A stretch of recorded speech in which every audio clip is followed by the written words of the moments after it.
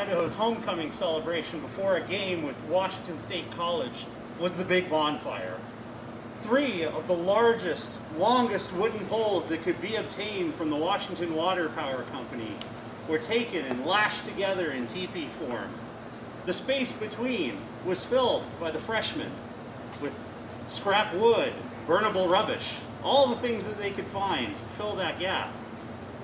The most popular items, of course, were the old wooden outhouses. Most often set atop the crown of the bonfire would be an outhouse labeled as the opposing school's administration building. It was the great desire of Washington State College students to ignite Idaho's bonfire early ahead of the celebration, just as it was prematurely exciting for U of I students to touch off their bonfire across the way. Well, on the afternoon of Friday, October the 16th of 1925, before the game against Washington State College, the U of I's bonfire was nearing completion over at the fairgrounds, which is now Gormley Park.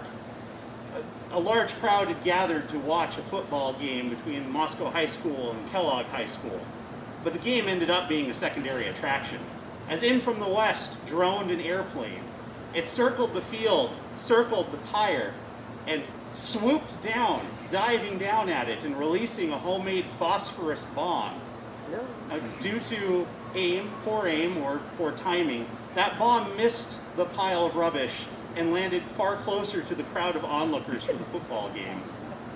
That plane went back up and circled and dove again, letting go with another bomb, and again it missed.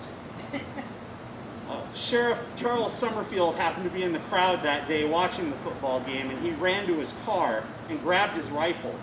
As that plane came back on the third pass, he fired 3 shots from his rifle to scare, not to hit. The plane flew off. The plane had been chartered by a fraternity over at Washington State College. One of their brothers put aboard as bombardier. He said that the plane's propeller had a nick in it from a bullet. The plane's pilot said that had been there.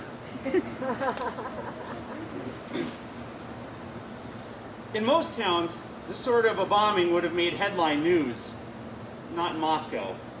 The Moscow Star-Mirror covered the attack in 3 paragraphs on the bottom of the front page. The University of Idaho's newspaper, The Argonaut, covered it a week later, casually in 1 sentence.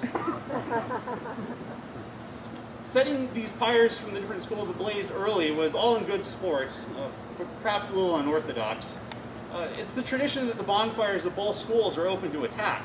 You just couldn't destroy property or paint the buildings. Eventually, however, the outhouse bonfire had to go. The last one blazed in 1935. The primary difficulty being that Moscow and the surrounding area had run out of old outhouses.